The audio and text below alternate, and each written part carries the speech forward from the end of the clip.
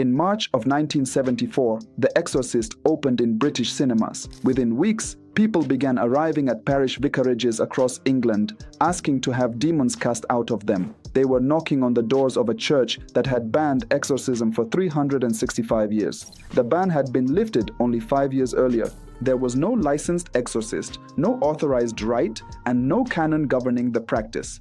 2 years earlier, a commission set up by the Bishop of Exeter had published recommendations, and they had been widely welcomed. But they bound nobody. Guidance without authority is not a rule. 7 months later, in a small church outside Barnsley, 2 ministers spent an entire night trying to cast 40 demons out of a man named Michael Taylor. When the sun came up, they said 3 were still inside him. They named them insanity, violence, murder. Then they sent him home. Within 90 minutes, Christine Taylor, his wife, and the mother of his 5 children, was dead. What happened next changed the way the Church of England governs exorcism to this day. Not by canon law, which still says nothing about it, but by guidance from an archbishop that has never been withdrawn. But the strange part of this story is not what the church learned that night. It is that the safeguards had already been written down in 1614 in a Latin ritual book that told the exorcist to satisfy himself first that he was not looking at an illness. 360 years later, in a Yorkshire vestry, nobody had read it. Michael Taylor had just turned 30. The newspapers called him 31. He was a butcher. He had a back injury that left him in constant pain. He had been out of work, and he had lived with depression for years. He was not a mystery. He was a man who needed help. A friend brought him to a Christian fellowship group. One of its lay preachers was a young woman named Marie Robinson, then in her early 20s. At one meeting, Christine confronted her husband publicly and accused him of an improper relationship with Robinson. What followed was chaotic. Michael attacked her. The 2 of them screamed at each other in tongues. He had to be physically restrained.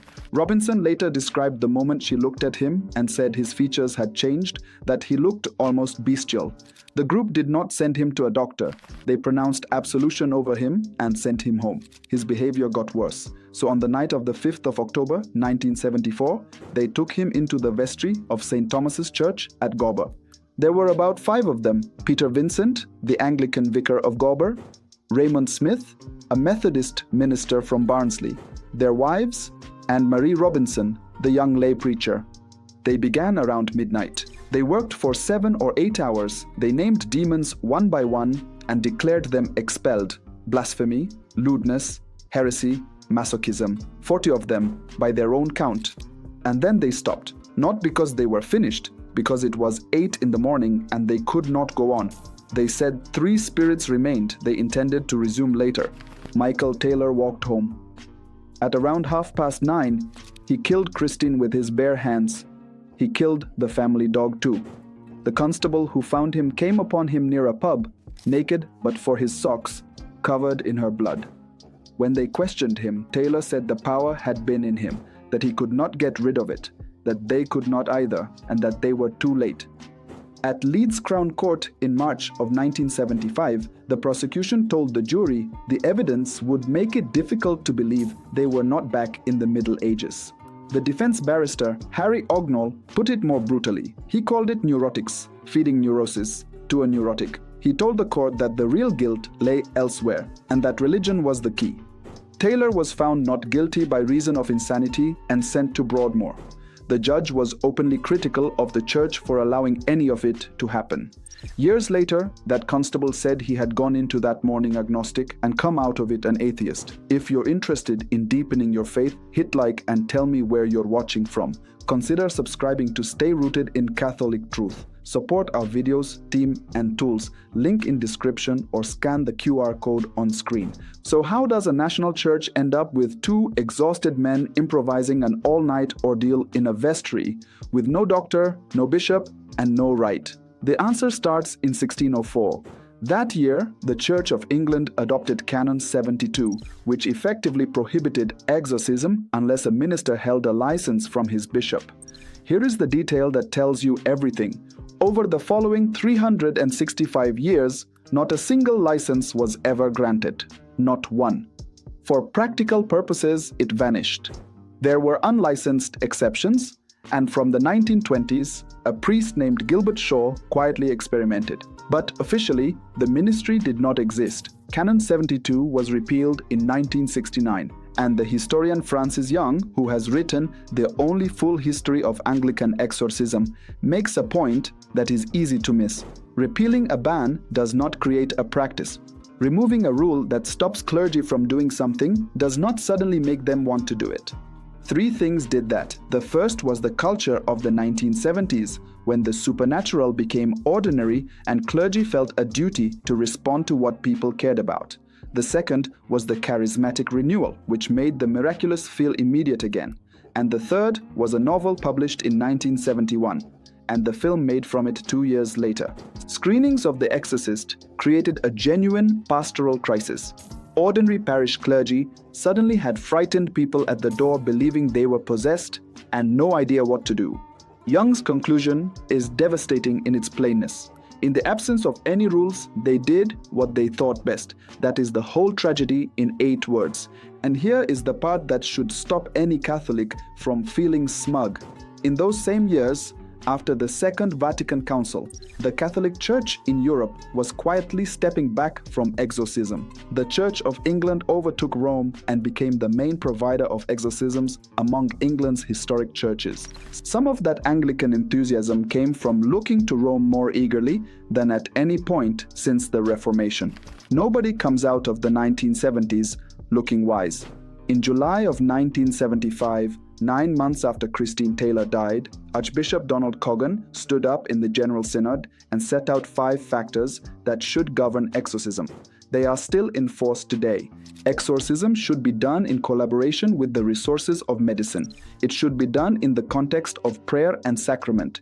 It should be done with a minimum of publicity. It should be done by experienced persons authorized by the diocesan bishop. And it should be followed by continuing pastoral care. Now hold that list against the night of the 5th of October. A man with documented depression and no doctor consulted. An improvised ordeal in place of a liturgy. Undertaken with no bishop informed and ending in a case reported across the country.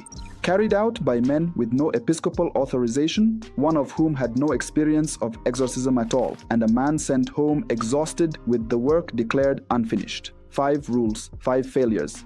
And the rules exist because of the failures. But the Catholic Church had not needed 1975 to learn this. Canon 1172 of the Code of Canon Law states that no one may perform an exorcism unless he has obtained special and express permission from the local ordinary, that is, from his bishop. And that permission may only be given to a priest of piety, knowledge, prudence, and integrity of life. The Catechism at paragraph 1673 goes further. Before an exorcism is performed, it says, it is important to ascertain that one is dealing with the presence of the evil one and not an illness. And then the sentence that should have hung on the vestry wall. Illness, especially psychological illness, is a very different matter. Treating this is the concern of medical science, not the priest first, the physician first. And Scripture had already told this story. In Acts chapter 19, 7 sons of a Jewish chief priest named Sceva attempt an exorcism using a formula they had overheard. They say, "We adjure you by the Jesus whom Paul proclaims." The reply comes back, "Jesus I know, and Paul I know, but who are you?" One possessed man overpowered all 7. They fled the house, wounded, and stripped of their clothes. Read that, and then read the police report from Ossett, and sit with it for a moment. Christ himself gave the warning in Luke chapter 10, verse 20. When the 72 came back thrilled that the spirits submitted to them, he told them not to rejoice in that, but to rejoice that their names are written in heaven. Authority over demons is the most dangerous gift in the gospel, because it is the one most easily mistaken for a personal power. This is not a Catholic invention layered on top of the Bible. In the Book of Tobit, Tobias is given something to do. He burns the fish's liver and heart. But it is Raphael who binds Asmodeus. The man obeys. The angel acts. Among the Dead Sea Scrolls, there are psalms written against evil spirits, set texts handed down and authorized, rather than invented in the room. The tradition the church inherited from Israel was ordered and written down long before there was a church to inherit it. If you want to read these documents yourself, the Coggan guidelines and the text of Canon 1172 are both linked in the description, and our web app has a short plain language guide to what the church actually teaches about the devil. Because here is what 40 named demons really tells you. And I have to be careful here because the Roman ritual of 1614 does allow the exorcist to ask a spirit its name and its number.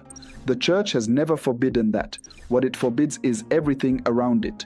The same ritual tells the exorcist not to indulge in useless questions, not to believe the spirit, and not to treat the exchange as information gathering. So the problem at Gober was not that a name was spoken, it was that the list became the work. Once you are keeping an inventory and reporting a score, you have stopped obeying and started operating. That is the logic of technique, and technique is what magic is. Origen saw it in the 3rd century. Writing against Celsus, he insisted that Christians drive out demons not by elaborate formulas or ritual expertise, but by the name of Jesus. The power was never in the method, and now the part I cannot leave out. Less than 2 years after Ossett in Bavaria, a 23-year-old woman named Anneliese Michel underwent 67 exorcisms over 10 months. She had been diagnosed with temporal lobe epilepsy and psychosis and had years of psychiatric treatment behind her. Medical treatment had failed. Her bishop authorized the rite. 2 Catholic priests performed it.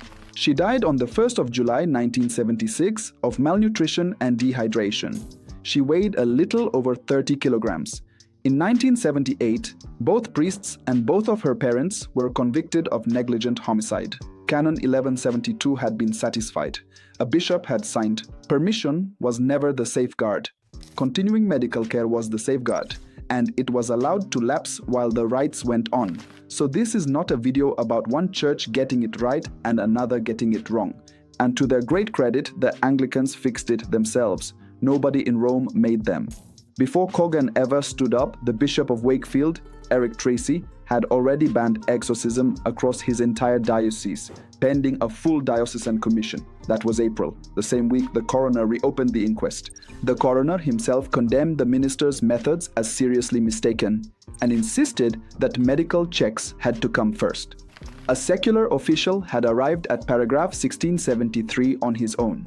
In May, 65 theologians and clergy signed a letter in the Times warning that the church was in danger of making a serious error and calling for exorcism to be abandoned altogether. 2 months later, Coggan endorsed it instead. They lost, and the campaign to abolish exorcism never recovered. The church chose to regulate rather than abandon. Today, the Church of England requires that a medical professional be consulted, that the diocesan safeguarding advisor be involved, and that the bishop personally authorize the rite. Note what it still does not require. It does not require that the medical advice be followed, and it does not rule out ministry to under 18s. Francis Young describes a rite of major exorcism that exists but is held closely, released by a bishop only when needed, and he suggests it may now be more theoretical than practical. The door is still there. It is simply very hard to open. Peter Vincent never accepted that he had done anything wrong. He said God would bring good out of it in his own way. Raymond Smith said something different and something more Christian. He said he was only an ordinary human being with human failings. Vincent's exorcism ministry ended that night, and so did his diocese's permission to attempt one. But the ministry that really ended was the idea that any sincere Christian with enough faith and enough stamina can walk into a room and take on hell by himself. If this helped you, share it with a friend, subscribe, and check out our web app for daily Catholic resources and soul search. Real families are still living inside this story. Michael Taylor's 5 children lost their mother, and Peter Vincent's children lost a childhood to it. So let the last name in this be hers, Christine Taylor. The church put a door on that room and 3 locks on the door, not because the room was empty, because it was not.